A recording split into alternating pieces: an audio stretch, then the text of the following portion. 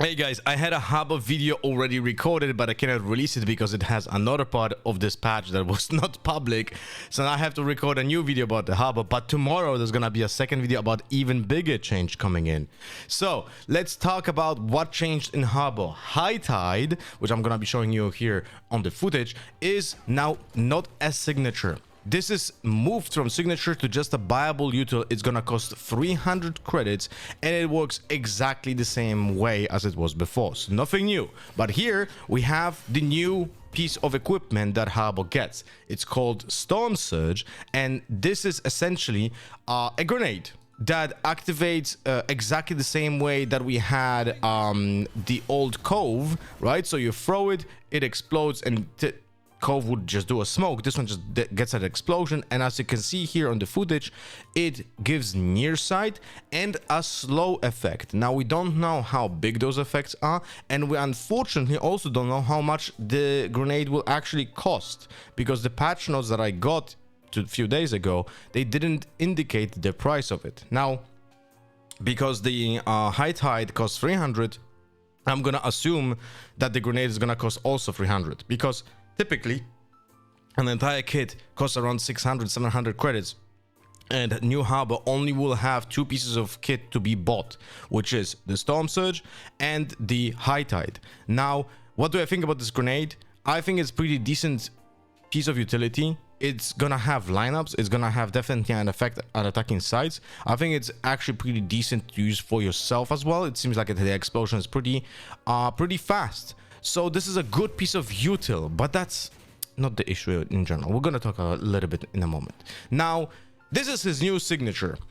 Essentially, we have Cove being redistributed here to signature at 40 seconds cooldown, and there's a difference here. You can see that it actually doesn't create the shield instantly. You have to create the shield by double tapping. The reason for that is because otherwise you would not have a normal smoke. Because my complaint with the previous version of Cove was the fact that it gets shut down and the smoke disappears. Now you can decide, will it be a smoke or will it be with the shield, and then it can get destroyed and the smoke also disappears.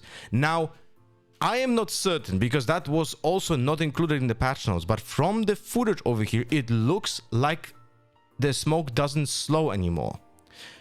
So this is good and bad at the same time, because the thing is, if your teammates are not affected, you can use this smoke aggressively to go through and use it as a barrier to enter a site, right? So you do like a flute smoke at the entrance that goes into the site, and then your teammates going through that. But at the same time, it's easier for the opponents to go through it because they're not getting slowed down. And also that means that the only normal piece of utility that you have in your kit that will slow down neons or jets or waylays and so on with their movement is gonna be the High Tide that you have to spend 300 credits on.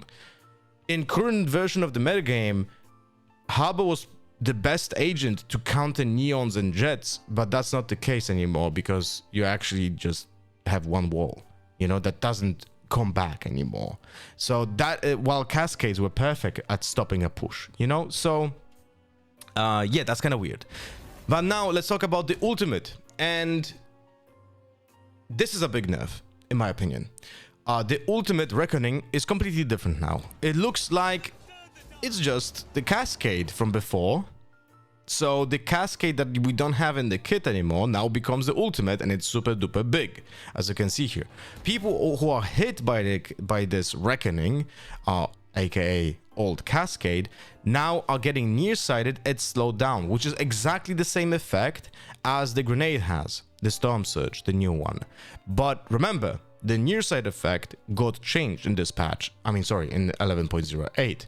The nearsight effect is 7.5 meters now, which is pretty sizable nerf to this effect. Now, I don't know how long this effect will last. We'll have to test it out. But in my eyes, this is an overall nerf to the character. Even though the ultimate is decent, it's not bad, right? I really loved the previous ultimate from Harbor. I think it was a good ultimate because not only it had a huge effect, a very huge effect, this one essentially doesn't give you any informations.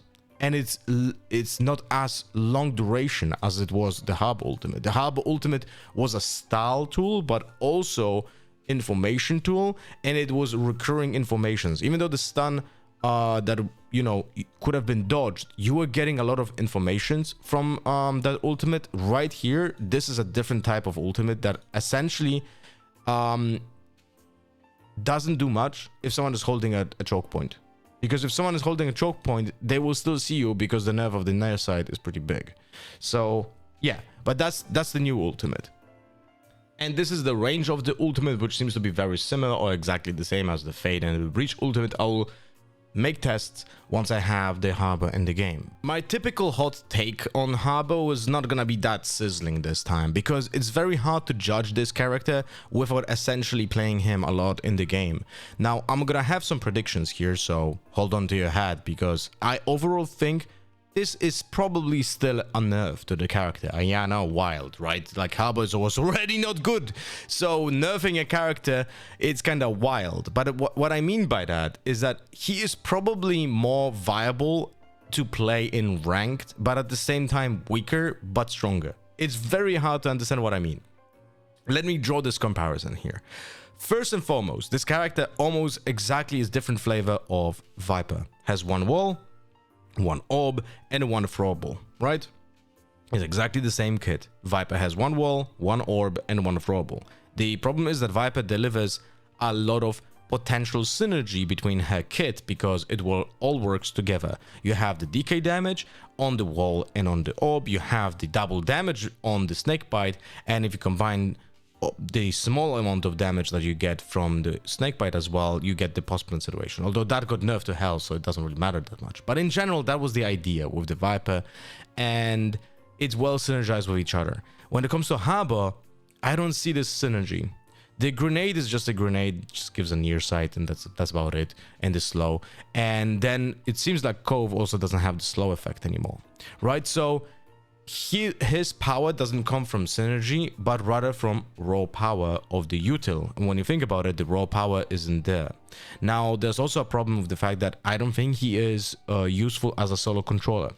It's gonna be very hard for him to cover every base when it comes to just using the smokes on choke points. Now, it's gonna be much easier on attack than on defense. For example, let's say we play Sunset with one controller, and let's choose Harbor for it. Now, typically on defense, you're gonna choose to one-way A main here, over here, and now you're ready for the potential push, or if the players are going on the B side. Now, when you do that with Harbor, the only piece of utility that you have left that is not on cooldown when it comes to smoking is gonna be your High Tide. If you're playing A, you can't really use it on B, right? If you play A. Now, remember that the Cove has unlimited range, at least it seems like it from the video, or maybe the same range as Omen smokes, right? So you can play from a different position.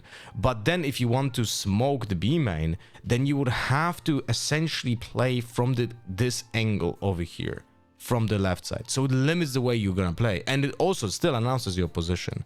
But if that's the case, and you're tied to one location, that is incredibly hard to play when it comes to flexibility.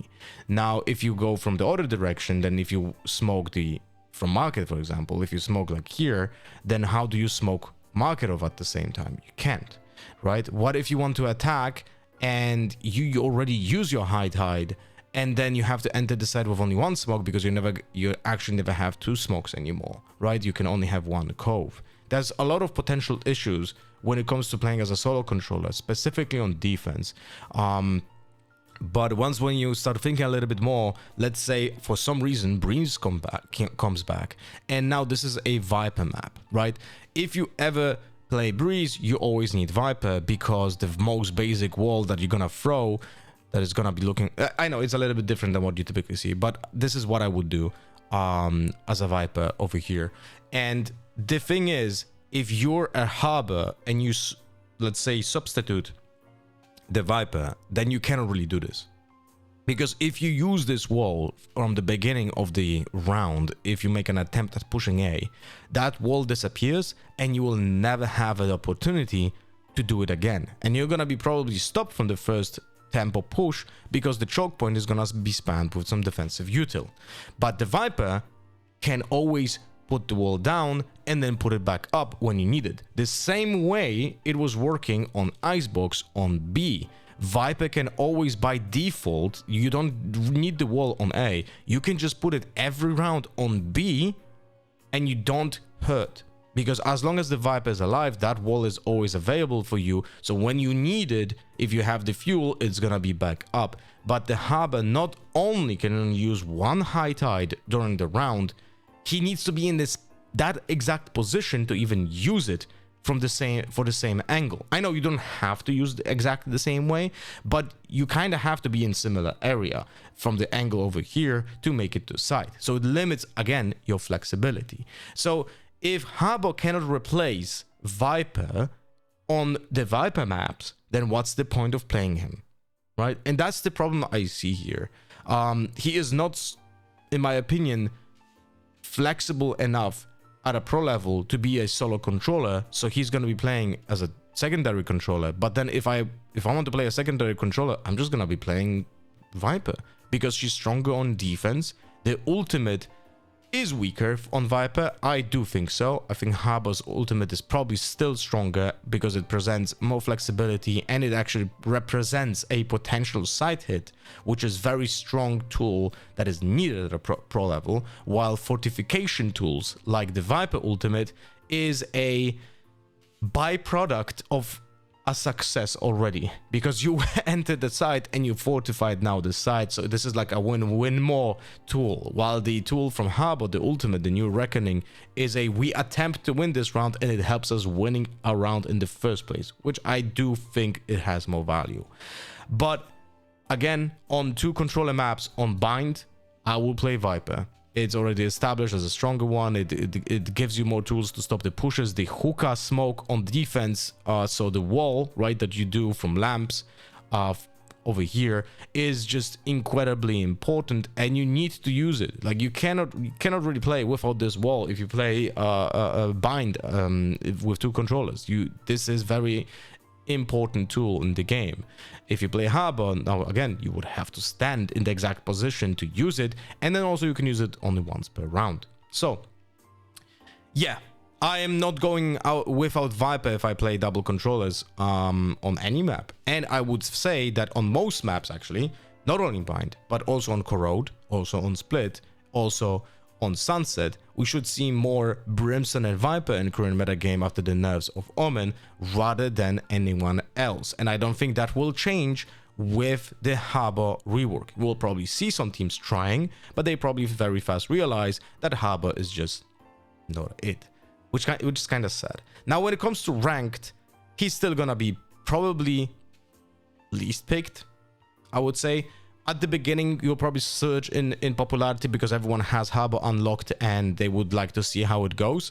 But people might quickly realize he's not that strong, and people go back to their comfort picks in Clove and in Omen, for example, while Brimstone and Harbor are gonna be scraping the bottom of the barrel. Now, I'm excited to see this guy in the game, so I'm still gonna give him a chance, and I hope I can change my opinion, because, in contrary to popular belief, I do change my opinion if I'm proven wrong. And I hope I'm kind of wrong about this one. I really hope so, because I would love to see Harbor be picked more and also dethrone. I mean, dethrone is not possible, but maybe just, take a little bit of a bite from the pick rate of Clove from the ranked game. But anyway, hope you guys enjoyed my rambling about the new Harbor, and let's see how it's going to be actually in the game, and then I'm going to make a new video with my impression after testing him.